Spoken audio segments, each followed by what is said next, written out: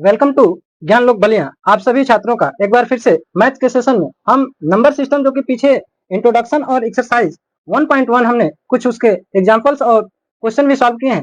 आज हम पढ़ेंगे एक्सरसाइज 1.2 नंबर सिस्टम का, जिसमें पहला सवाल जो हम देखते हैं स्क्रीन पे जो कि लगा हुआ है कि नीचे दिए गए कथन सत्य है असत्य है, कारण के साथ अपने उत्तर की जांच कीजिए। तो पहला प्रश्न यह है,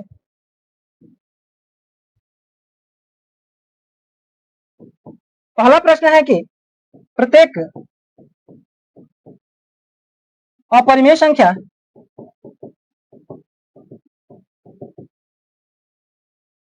एक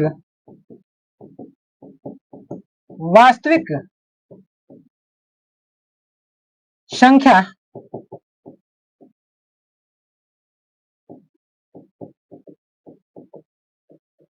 होते हैं।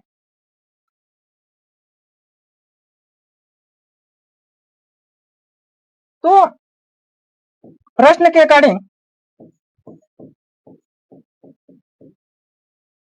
हम देखेंगे कि कहा गया प्रश्न में कि प्रत्येक अपरिमेय संख्या एक वास्तविक संख्याएं होती हैं। तो इस प्रश्न का जवाब सिंपल सा शब्दों में, बहुत सरल भाषा में हम कह सकते हैं कि हाँ, यानी हाँ सत्य और असत्य में देना है तो हम लिखेंगे सत्य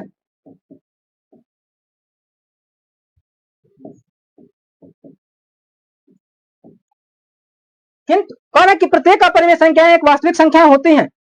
तो अब इसका रीजन भी बताना है, जैसा कि प्रश्न में दिया है कि नीचे दिए गए कारण के साथ अपने उत्तर दीजिए। तो कारण बताएंगे कि वास्तविक संख्याओं का जो समूह होता है उसमें परिमेय और अपरिमेय दोनों संख्याओं के समूह को मिलाकर ही वास्तविक, प्राकृतिक और परिमेय संख्याओं को मिलाकर ही वास्तविक संख्याओं का समूह बनाया जाता है। यानी यह कहा जाए कि प्रत्येक अपरिमेय संख्या एक वास्तविक संख्या होती है, तो प्रश्न का जवाब होगा हाँ। उसके बाद इसमें कारण बताना है, तो कारण में हम बता सकते हैं क्योंकि वास्तविक संख्याएं परिमेय संख्या और अपरिमेय संख्याओं का समूह होती है। यहां लिखेंगे क्योंकि वास्तविक संख्याएं परिमेय तथा अपरिमेय संख्याओं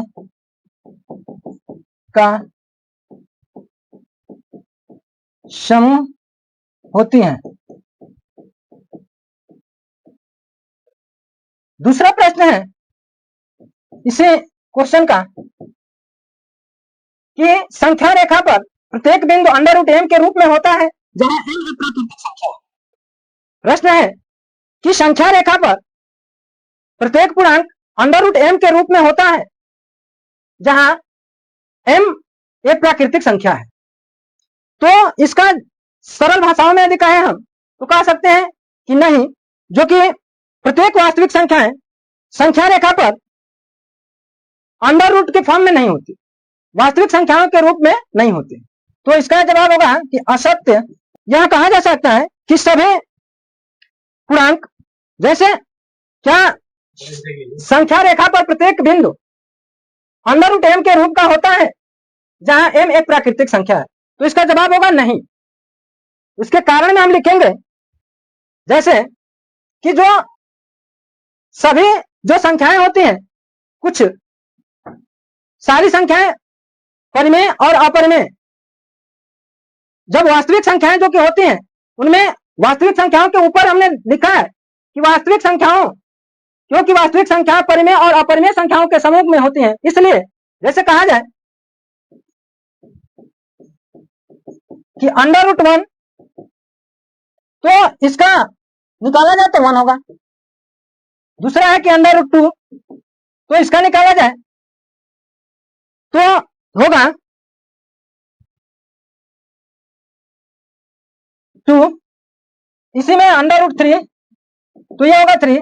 लेकिन अंडर रूट 4 को लिया जाए तो यह इसका वर्गमूल निकाला जाए तो होगा 2। इसलिए इस प्रश्न का जवाब होगा कि संख्या रेखा पर प्रत्येक बिंदु अंडर रूट एम के रूप में नहीं होती जहां एम एक पूर्णांक होता है। ऊपर के कारण में आपने स्पष्ट लिखा है कि क्योंकि वास्तविक संख्याएं परिमेय तथा अपरिमेय संख्याओं का समूह होती है, इसलिए इसको कहा जा सकता है कि यह असत्य है और सभी संख्याएं अंडर रूट m के फॉर्म में नहीं होती। अब जैसे इन्हें p अपन q के रूप में लिखा जा सकता है तो यह परिमेय संख्या होगी। तीसरा प्रश्न है, पहले प्रश्न का कि प्रत्येक वास्तविक संख्या एक अपरिमेय संख्या होती है। प्रत्येक वास्तविक संख्याएं संख्या एक अपरिमेय संख्या होते हैं। तो इसमें कह सकते हैं कि प्रत्येक वास्तविक संख्या, तो वास्तविक संख्या को ही रियल नंबर कहा जाता है।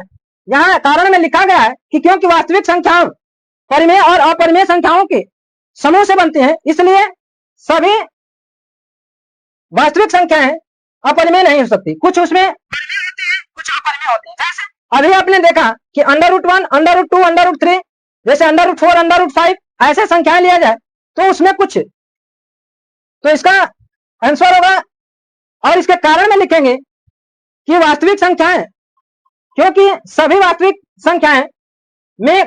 संख्याओं में परिमेय और अपरिमेय संख्याओं से मिलकर बनी होती है।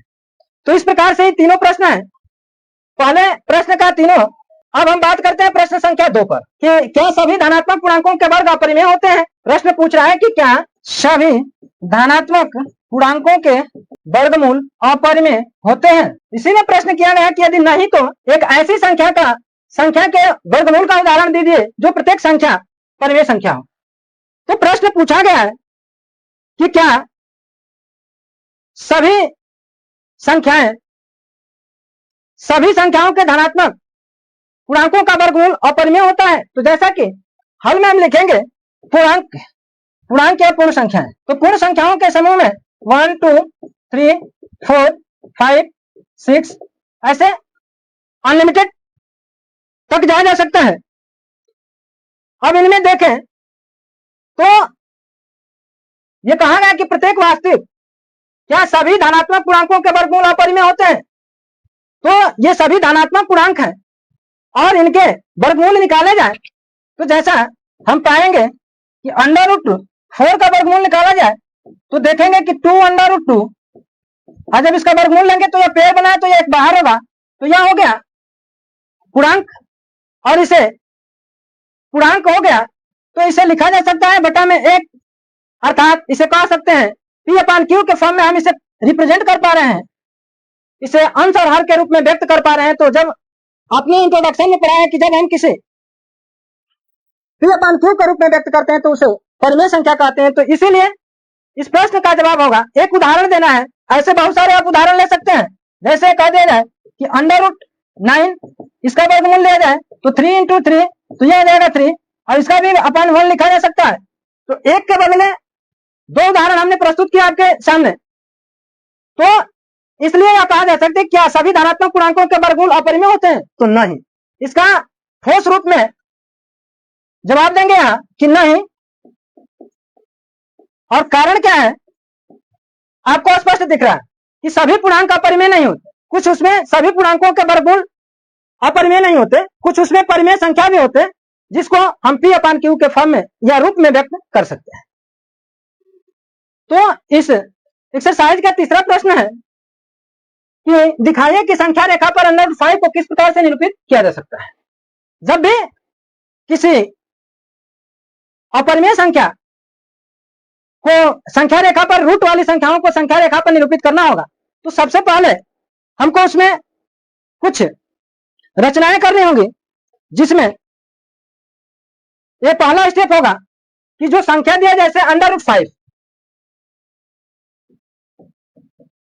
√5 को हमको संख्या रेखा पर प्रेजेंट करना है, निरूपित करना है।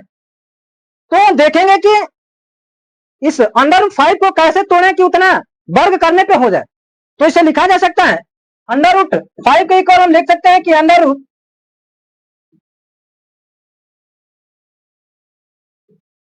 2 का स्क्वायर प्लस 1 का स्क्वायर। तो 2 संख्याओं के रूप में उसे खंड करना है। खंड करने के बाद उसे यह देखना है कि जैसे सबसे पहला स्टेप होगा,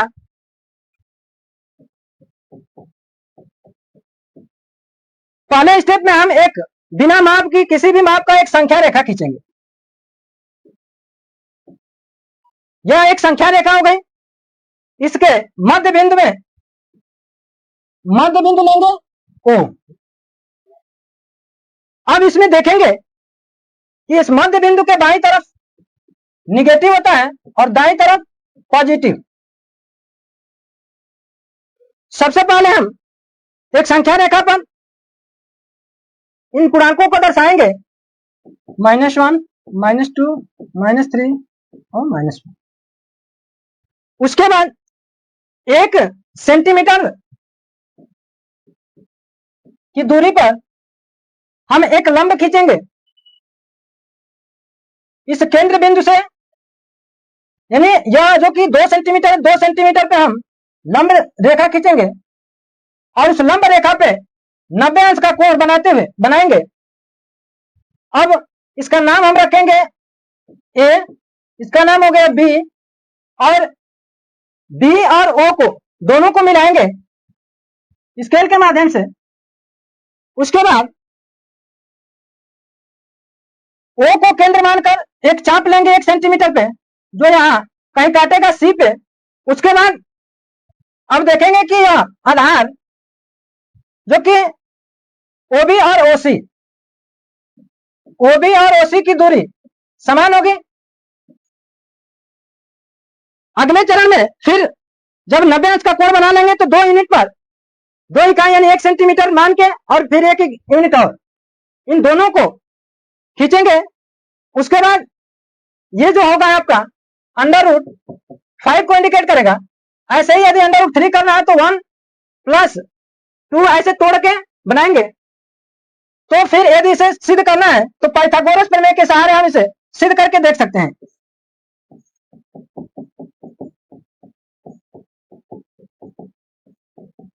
पाइथागोरस प्रमेय यह कहता है कि कर्ण स्क्वायर बराबर लंब का स्क्वायर धन आधार का स्क्वायर। तो लिखेंगे कि कर्ण का स्क्वायर बराबर लंब का स्क्वायर धन आधार का स्क्वायर। तो कर्ण का मान यानी कर्ण स्क्वायर बराबर लंब है 2 सेंटीमीटर और 1 सेंटीमीटर लंब है। इन दोनों का वर्ग किया जाए तो होगा 4 + 1, यह हो जाएगा 5। और इधर का यदि स्क्वायर हटाना है तो इसको हम पक्षांतर करेंगे तो यह हो जाएगा कर्ण बराबर √5। यह आपका आंसर होगा। तो इस प्रकार से करनी वाली संख्याओं को संख्या रेखा पर निरूपित करते हैं। इसका अगला अब कहा है कि कक्षा के लिए क्रियाकलाप वर्गमूल सर्पिकल की रचना कीजिए। तो वर्गमूल सर्पिकल में सबसे पहले जब किसी भी संख्या का सर्पिकल बनाना होगा तो जैसा कि दिया है रचना में कि कागज की एक बड़ी शीट लेंगे। नीचे की गतिविधि जैसे बताया गया आपके बुक में ही दिया है सारी चीजें। तो सबसे पहले उसमें बनाना होगा जब, तो हम 1 सेंटीमीटर की एक रेखा खींचेंगे जिसका नाम हम रख देते हैं ओए। ओए की माप है 1 सेंटीमीटर। अब ओए रेखा पर ए को केंद्र मान के ए बिंदु पर एक लंब खींचेंगे जो 90 अंश का कोण बनाए और इसकी भी माप होगी 1 सेंटीमीटर। अब उसके बाद यह बी बिंदु होगा, ओबी को हम मिलाएंगे तो यह बन जाएगा 1 और 1 को यदि ऐड किया जाए तो यह होगा यानी इसका स्क्वायर और इसका स्क्वायर, और दोनों का स्क्वायर जोड़ा जाए तो यह आपका हो जाएगा √2। इसी प्रकार से जब अगला बनाना होगा सर्पिकल में तो फिर बी को केंद्र मान के यहां से 90 अंश पे फिर वही काम करेंगे। फिर यहां से इसको मिलाएंगे तो इसका मान है 2 यूनिट √2 और इसका मान हमेशा 1 सेंटीमीटर ही रहेगा। तो इन दोनों को जोड़ेंगे तो ये बन जाएगा आपका √3। फिर तीसरा बनाना होगा, तो अब सी को केंद्र मान के 90 अंश का कोण बनाते हुए एक रेखा खींचेंगे और फिर मिलाएंगे ओ से, तो उसका माप हो जाएगा, यानी इसके माप हो जाएगी। जो कण आ रहा है यह कण रहेगा पुराना वाला और ये लंब रहेगा 1 सेंटीमीटर, तो आगे वाला सर्पिकल बन सकता है। तो ऐसे ही कंस्ट्रक्शन करना है, यानी पहले सबसे पहले हमको 1 सेंटीमीटर की एक रेखा खींचना है, उसके एक बिंदु पर यानी ए पर 90 अंश का लंब डालना है, 90 अंश का कोण बनाते हुए उसको जब मिलाया जाएगा ओ और बी को, तो इसकी माप यदि देखा जाए तो √1 और 1 दोनों का अंडर किया जाए, तो अब यह अंडर कैसे हो जा रहा है, तो जैसे कर्ण बराबर हम लोग लिखते हैं पाइथागोरस प्रमेय में कि लंब का स्क्वायर धन आधार का स्क्वायर, तो इन दोनों का वैल्यू 1 है, तो दोनों का यदि स्क्वायर हम करें तो क्या मिलेगा, तो ये 1 + 1 हो जाएगा, और इधर कर्ण स्क्वायर है तो कर्ण बराबर हो जाएगा आपका कि √2। इसी प्रकार से सारे चेक कर सकते हैं। तो 1.1 यानी 1.2 में एक्सरसाइज 1.2 का यह अंतिम क्वेश्चन था। इसी क्वेश्चन के साथ अगले चैप्टर में